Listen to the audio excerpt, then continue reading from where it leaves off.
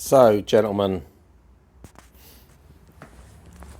the Aprilia RSV with LED lights that operate now. So, ignition is on, side lights are on.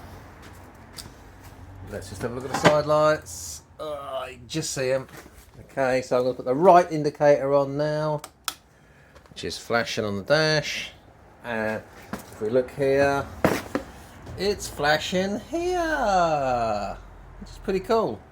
And I don't know if you can see it there, but it's flashing there. So, stop it. Daytime running lights and a right hand indicator on. Dink, dink, dink, dink, dink. So I thought it was pretty cool actually, guys. So put the normal lights on, normal lights, and indicator stays on. So there you go, there you have it, LED front lights. Let's just do it in the dark because that might be pretty snazzy. So in the dark, that's the indicator on its own, and if I put the indicator on with the lights on,